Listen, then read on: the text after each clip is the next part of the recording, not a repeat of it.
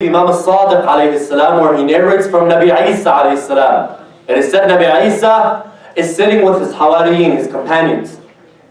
And so he gives them piece of advice. He says, إِيَّاكُمْ وَالنَّظَرْ إِلَى الْمَحْذُورَاتِ. He says, be wary, protect yourselves from looking to what is haram. Why? فَإِنَّهَا بَذْرُ الشَّهَوَاتِ وَنَبَاتُ الْفِسْقِ. For it is the seed of desire. And the seed always gives you some sort of harvest, some sort of plant. وَنَبَاتُ الْفِسْقِ. And the plant that comes from therein is fisq, unpiousness, wretchedness, disgusting morals and values. Here you can understand this hadith in two manners. Listen to this. You can understand this hadith in two manners. You can understand that Nabi Isa alayhi salam is speaking about the individual's heart. That specific person, that if I look at something haram, then the seed of desire is implanted in my heart, and the fisq grows within me, the wretchedness, that disgusting. Sallallahu alaihi wa sallam.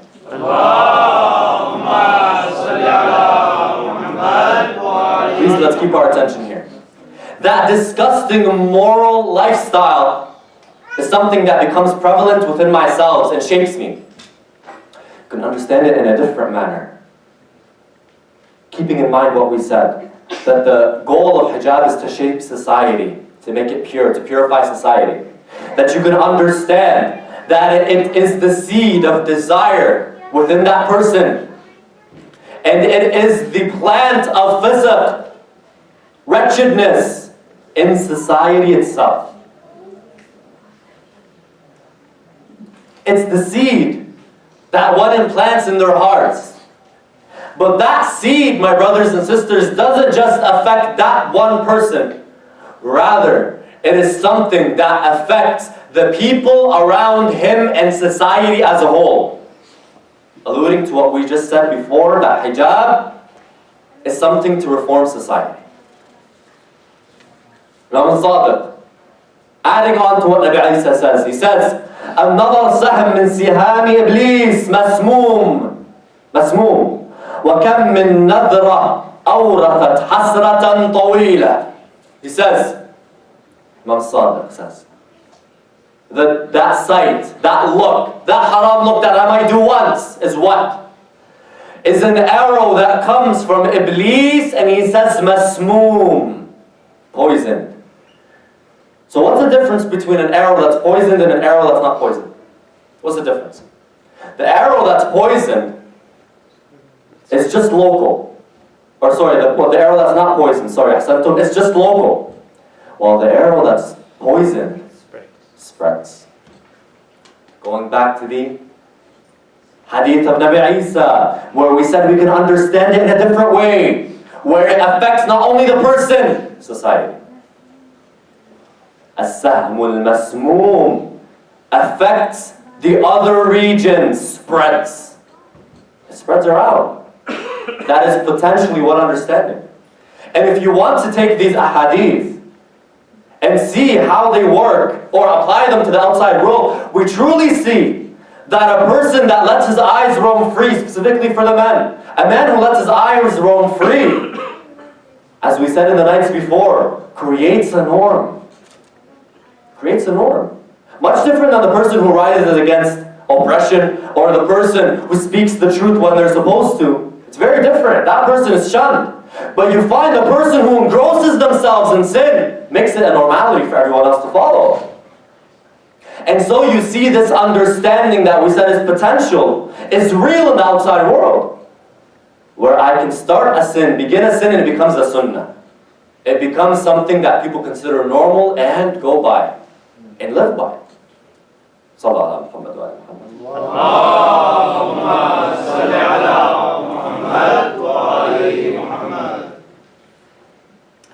And from all of these hadith, we get to one other understanding, specifically the one we just narrated, that it is an arrow that is masmoom, poisoned.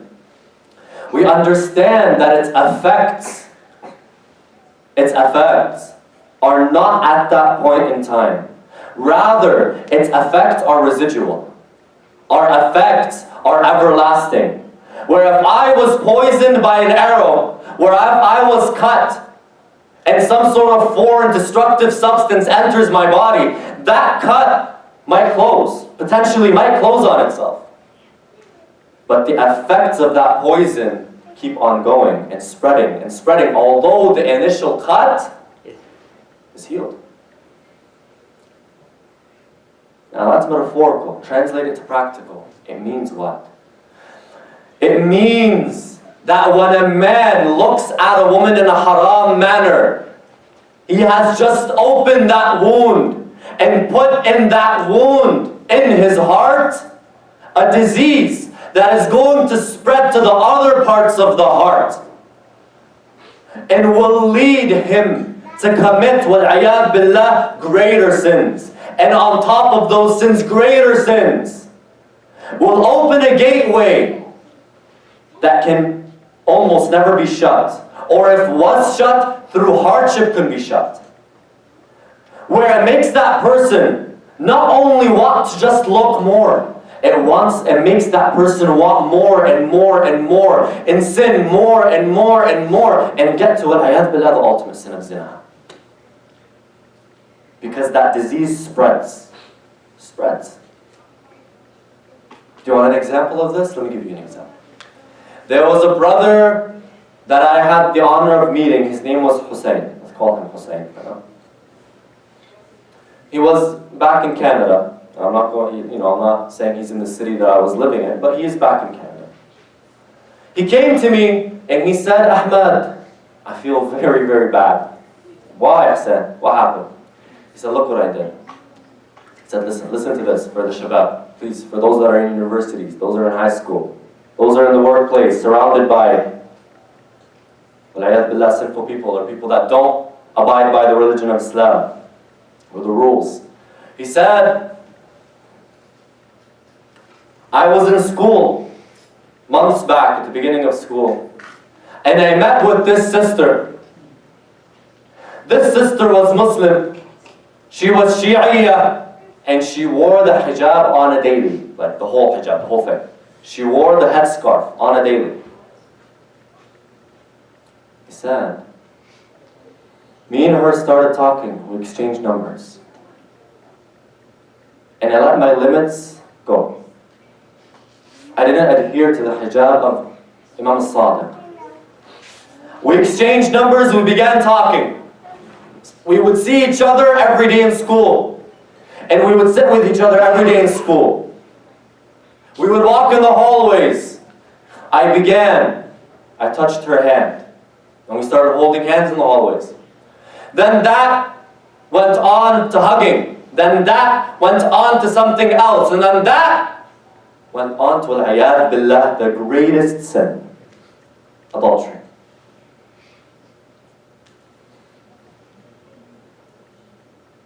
Adultery. All started from where? Eyesight. All started when he saw her in the hallways and he did not respect her or himself and looked down. Rather, he stared at her and she stared at him. That's how it began. And she's who? She's the daughter of a hajj, of a religious man. Did she intend to do this? No. Did he intend to do this? He tells me. He said, I never in my wildest dreams thought I would, wal-'iyadh billah, do such an action. Because if a man spoke to my sister, I was so protective. So protective. I would not let her speak to a man that I know was going to hurt her. But look what I did.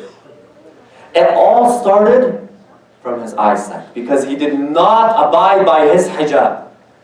And by not abiding by his hijab, he hurt himself and someone else. Because you know what ended up happening? They didn't get married. They didn't end up getting married. And we all know what that means. We all know what that means. He didn't end up hurting himself. He ended up hurting her in the process. Because he didn't abide by his hijab. And there's another story that hits me so hard. Brothers, For us, look, we're guys. Let me tell you straight up. We're guys. This is a major problem for us. This one story, Wallah al-Azim, when I heard it from the Khatib on the Minbar, it changed everything for myself. It really it opened my eyes to the reality. And it made me, every single time I saw a woman walk by and I wanted to look at her, I remembered this story. For both the brothers and the sisters, this applies to both. Listen what happened. It is said one of our ulama, the biggest ulama, it said that he once walked into the masjid. In the masjid, nobody was inside the masjid. Until he saw a man praying in the corner over there. He walked closer, and as he was walking, he was noticing this man is not praying a normal prayer. Not praying a normal prayer. He is praying the prayer of an awliya. He comes close to him and hides behind one of the pillars of the masjid and notices that this man is the crazy man that walks in the streets. The crazy man. You know, almost all of the villages, there was that one person that was, what we say, madrub arasu. Crazy man. Crazy man. He was known by everyone to be just crazy. Leave this man alone, he's a crazy. Al-Barak, as we say. He noticed that this man that is praying the prayer of the awliya is the crazy man that everyone thinks has a problem in his mind, that walks through the streets and acts as though he's mentally ill. He's confused. What's going on? So he hides behind and he waits for this man to finish his prayer. Shabab, please listen. He waits for this man to finish his prayer.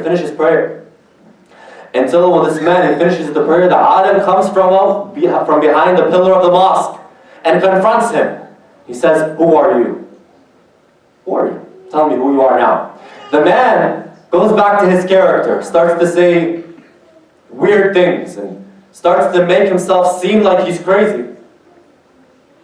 The alim says, "Listen, I watched you. End the bluff. What's going on? Tell me. You're not someone normal. That's for sure. What's going on?" Listen what this man said. Listen what this man said. He said, "I used to see Sahib al-Asr wa Zaman every single day." Every single day. Sallallahu ala Muhammad wa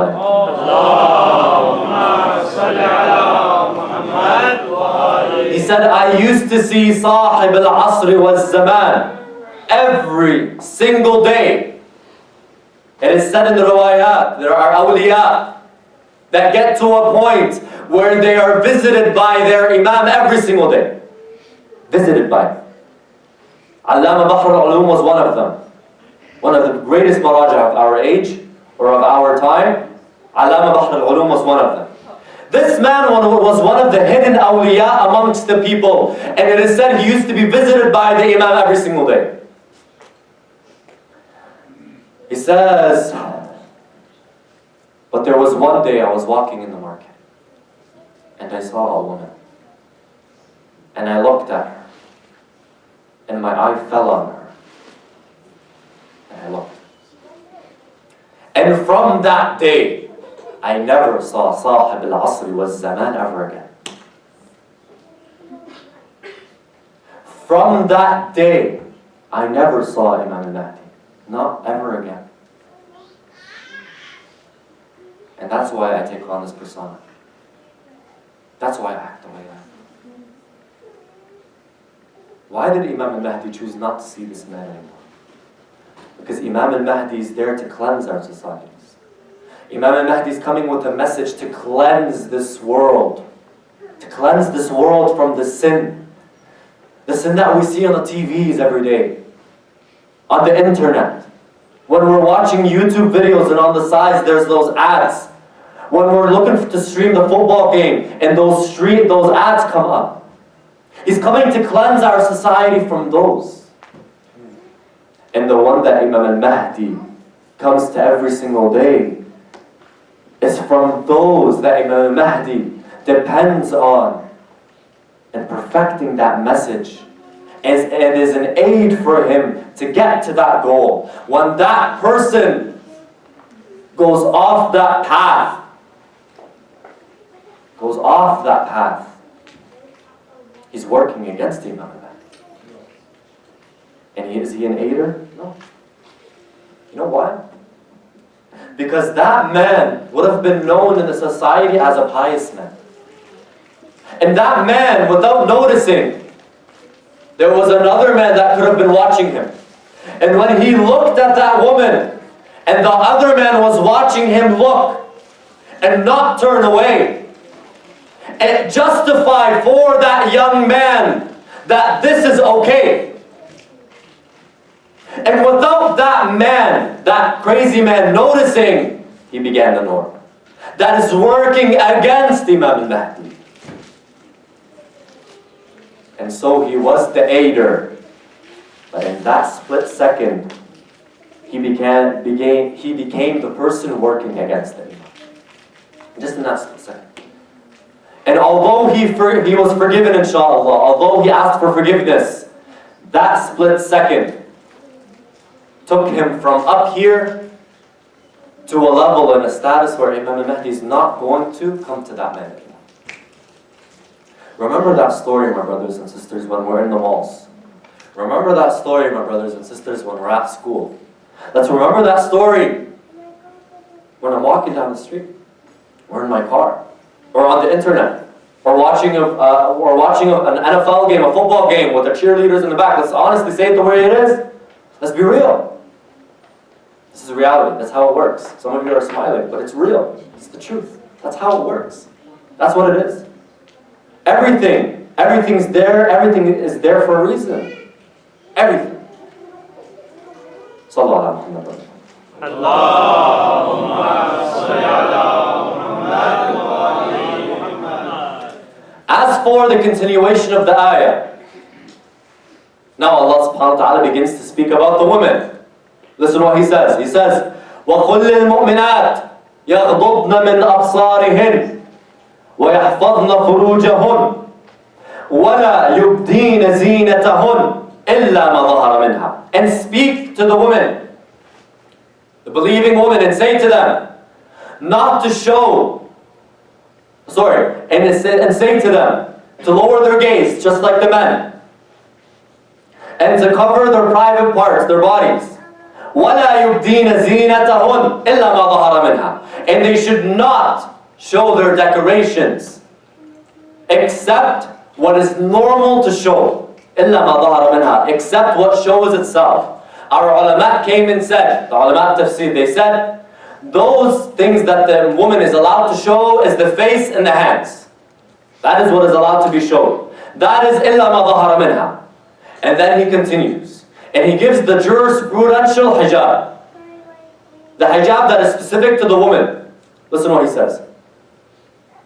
وَلْيَضْرِبْنَ بِخُمُرِهِنَّ عَلَى جُيُوبِهِنَّ وَلَا يُبْدِينَ زِينَتَهُنَّ إِلَّا لِبُعُولَتِهِنَّ. And they should cover their heads. Listen. And they should cover their heads. And let the covering of the head come down onto their chests. And cover their chest and what is lower, and also what is implied as covering the neck. Now some people come and read the ayah and says, Ahmed, where does it say cover the head? This is for some reason an argument that is being put out there. And people actually write articles for some reason on this issue. And if they only just went to the tafsir and just read the Arabic language and understood the Arabic language, they would understand that the meaning in the ayah, the words themselves, they imply this, just themselves, just the words. You don't have to go into philosophy, you don't even have to go into some of the ahadith, just to understand this. The ahadith are going to specify, absolutely. But just from the ayah, you can see that Allah subhanahu wa ta'ala is speaking about the full hijab that we understand today. Why? If you go to tafsir, Sayyid Tabatabai, you come and see what he says about these, what we call the mufradat, the actual words themselves, and defines them for us. He says, and I'm going to actually read it right from the nas, right from the words of Sayyid Tabatabai, just so we can have, exactly what he said. For integrity. He says, Al-khimar huwa ma tughatti bihi al-mar'a ra'saha wa yansadilu ala sadriha. He said, when Allah subhanahu wa ta'ala is speaking about al-khimar. The word khimar comes from the word khamara. The word khamara means to cover. And he now defines for us what al-khimar is. He says, al-khimar is the covering that a woman covers her head with. And it comes down to cover her chest. That is al-khimar. وَيَنْسَدِدُ عَلَى صَدْرِهَا. And then he says, وَالْجَيْبْ الصُّدُورِ. Because in the ayah it says, to cover their jayb. And the jayb is the chest. وَالْمَعْنَى, he says, and the meaning, وَلْيُلْقِينَ بِأَطْرَافِ مَقَامِعِهِنْ عَلَى صُدُورِهِنْ. And that they should cover with their headscarves their chests. Now some people come forward and say, well, Tayyib Ahmed, where does it say to cover the entire body? In the ayah, does it say that? We come in and we see that our mufassirin came forward and said this. At the time of the Prophet, when this ayah came down, the women already were practicing one form of hijab. And that is the form of hijab, where the woman will cover herself, maybe from her stomach down fully, and some of her chest, but leave some of the chest exposed. Leave some of the neck exposed. And some of them actually used to cover their hair, but leave their ears exposed. And so when the ayah came down, it was coming to perfect the hijab that was already there at the time. For we say the Quran, in some manners, is time specific. It's time specific in its understanding. Specifically the laws, specifically the historical occurrences, where they are specific in one way or another to what is happening at the time where the ayah comes down. Where if the Muslims at the time were practicing some form of hijab, Allah subhanahu wa ta'ala does not bring down and say, still keep practicing this form of hijab. It was already ordained. He's going to come down and say, now I'm going to perfect the hijab that you already have. I'm going to complete the hijab that you're already practicing. And so, you find from the ahadith, this idea is there. Where Imam al-Sadiq, Imam al-Baqir, countless other imams, they are asked about the hijab of the woman. And so they say, she should cover everything but her face and hands in some of the ahadith. And they say, the contours of the body should not show either. So not just covering the skin, but the contours themselves should not show.